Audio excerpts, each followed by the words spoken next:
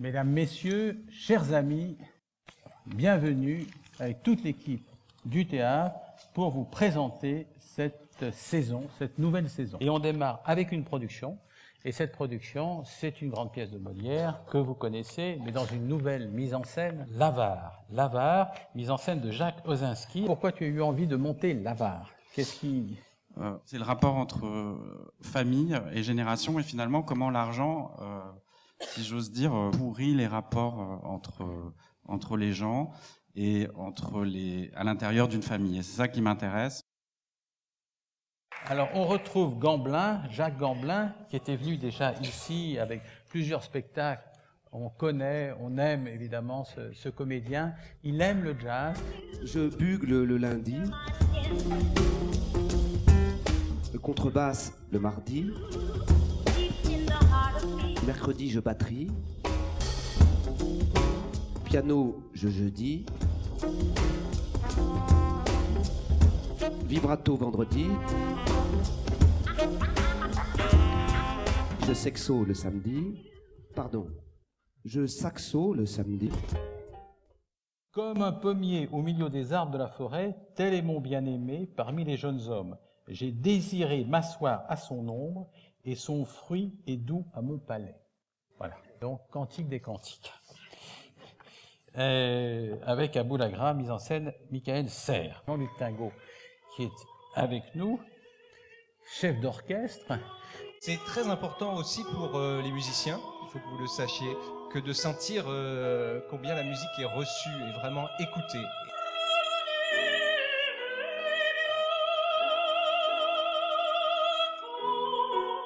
Novembre, et nous numérons avec Philippe Cobert, c'est le bac 68, et en 68, on passait le bac assez facilement. Mais c'est pas le seul sujet du spectacle. J'ai le plaisir de retrouver ce complice merveilleux, ce formidable musicien, compositeur, arrangeur, pianiste qu'est Antoine Hervé.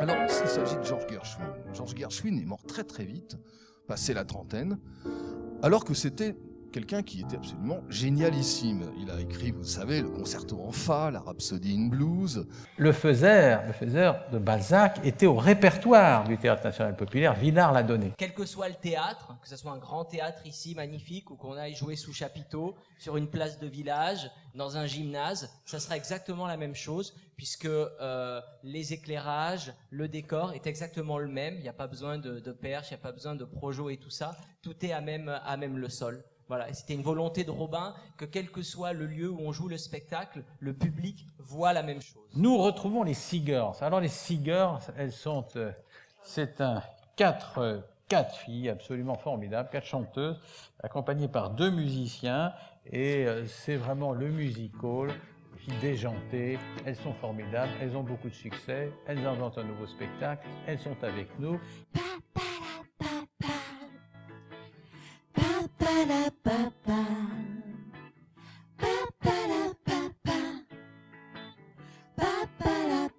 Quand on sera vieille, on sera comme nous. Mais en plus vieille, un point c'est tout. On sera les reines de la tisane avec nos 2 hanches en titane. Alors, García Lorca, pour nous, Espagnols, c'est un auteur majeur, un grand poète. Moi, il a complètement bouleversé ma vie. Et vivant en France, voilà, j'ai eu envie d'explorer cette trilogie rurale que Lorca a écrite les dernières années de sa vie, qui démarre effectivement par Noces de sang. Il y en a un deuxième, et ce deuxième, c'est Voyage en Uruguay. Et c'est un texte qui a été écrit par Clément Hervé Léger à partir d'une histoire. C'était un spectacle qui, pour le coup, a déjà été créé. C'est vraiment un spectacle de la Compagnie des Petits Chants. Et c'est un texte que j'ai écrit à partir de souvenirs d'enfance, ou plutôt de souvenirs de souvenirs. Mais c'est avec les souvenirs de souvenirs qu'on crée les mythologies familiales. Théâtre. Alors théâtre, toujours au mois de novembre, Richard II, Shakespeare, un jeune metteur en scène, un collectif, Guillaume Sévrac-Schmitt. Richard II, donc cette pièce historique de Shakespeare qui est une grande fresque, vraiment, qui raconte l'histoire d'un roi qui chute et qui est en fait destitué au profit de son cousin Henry Bolingbroke, qui va devenir Henri IV, est une pièce vraiment, que j'ai connue au Conservatoire de Paris, et qui est une pièce qui m'a véritablement bouleversé à un endroit de ma vie, qui est vraiment un endroit très très intime. En décembre, nous avons le D-Book, ou Entre deux mondes. C'est Benjamin Lazare qui va mettre en scène, direction musicale Jourdain. C'est une œuvre du XXe qui a été d'abord écrite en russe, ensuite traduit en yiddish, et ensuite en hébreu. Le D-Book, c'est les démons qui s'emparent des corps, et donc c'est une pièce, je dirais, importante, pas seulement pour la communauté juive, mais qui a rayonné bien au-delà de cette histoire particulière.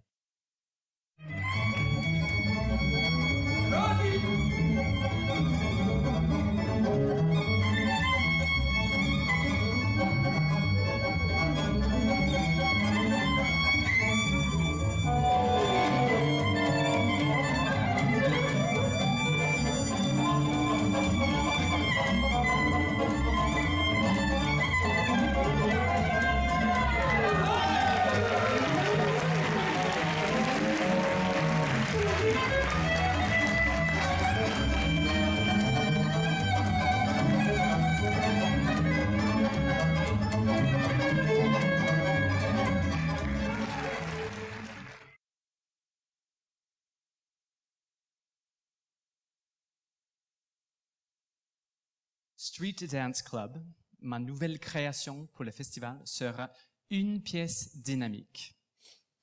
Mon point de référence sera celui de la boîte de nuit, le Cotton Club de Harlem, durant les années 20.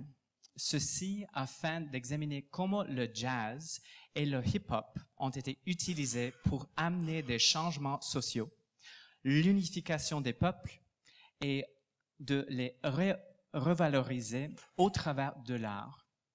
Elle explorera le désir de trouver une unité dans un monde si divisé.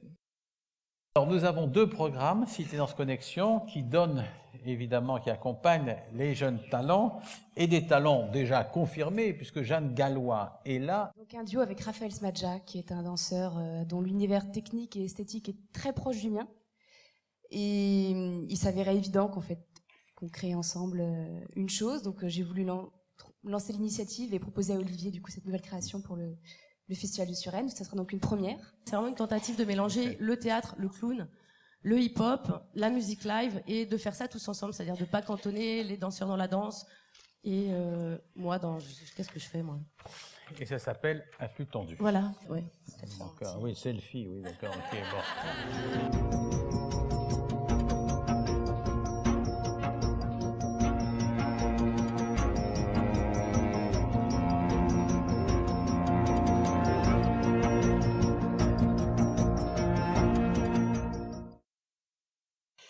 Deuxième programme Cité-Danse Connexion, c'est Nawal Lagra avec 8 danseuses, et puis Laos qui a un duo avec un saxophoniste. Et puis, on va retrouver Mathilda May, qui avait donné cet open space avec tant de succès. Mathilda. On s'est parlé avec Olivier, on est tous les deux très fans du talent, je crois. On partage ça. A créé un style à lui parce qu'il il a un handicap.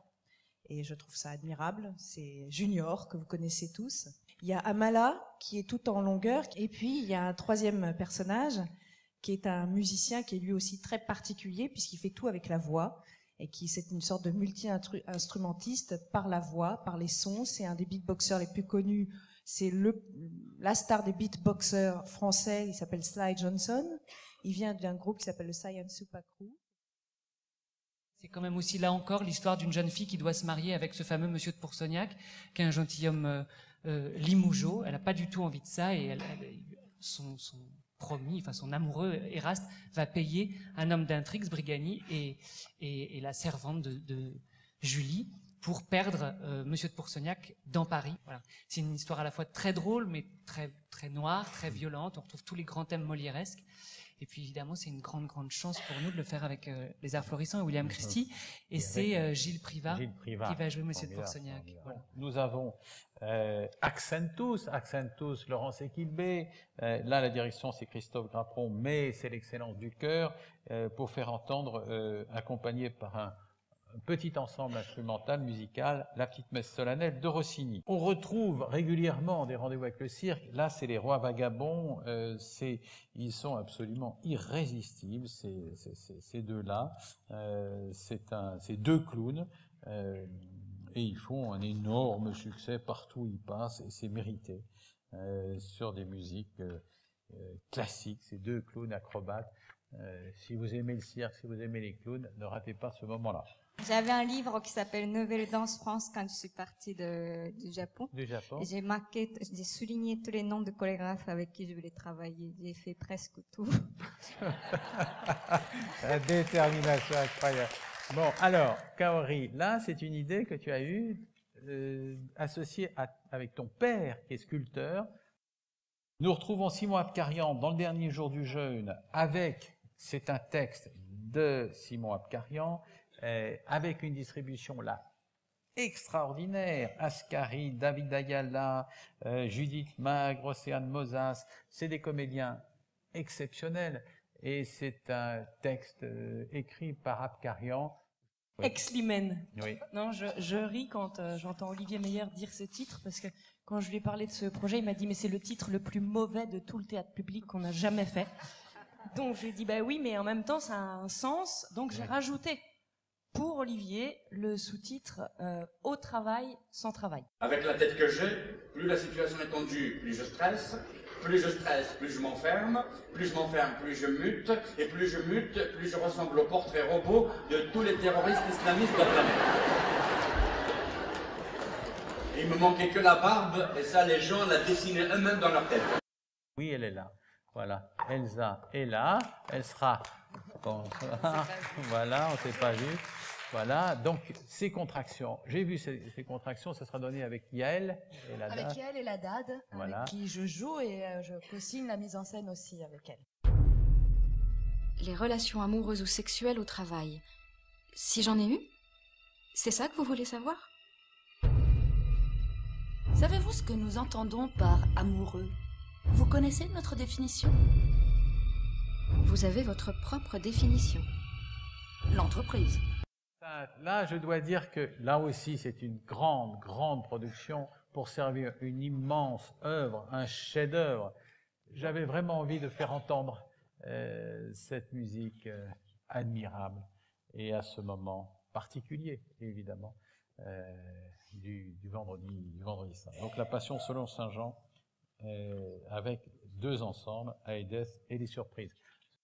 C'est absolument irrésistible. Sur le sacre du printemps, que certains, au moment de la création, ont qualifié de massacre, eh bien, elle a appelé son spectacle massacre pour dénoncer l'élevage,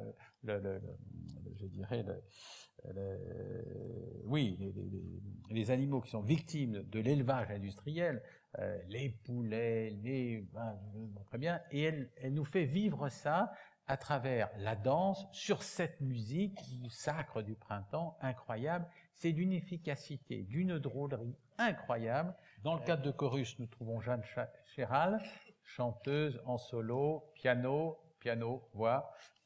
C'est simple, elle a un grand talent, Jeanne.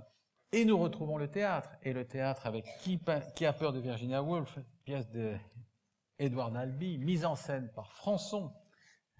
Grand metteur en scène, François, qui travaille avec la Comédie Française, et avec deux grands acteurs pour servir les deux rôles-titres, Dominique Valadier et Vladimir Yordanov. Courteline, alors Courteline, il est encore question de couple dans Courteline, et c'est Nathalie Grovin qui a décidé de nous faire entendre quelques courtes pièces de Courteline, Nathalie Grovin. Dans les bras de Courteline, en fait, j'ai intitulé...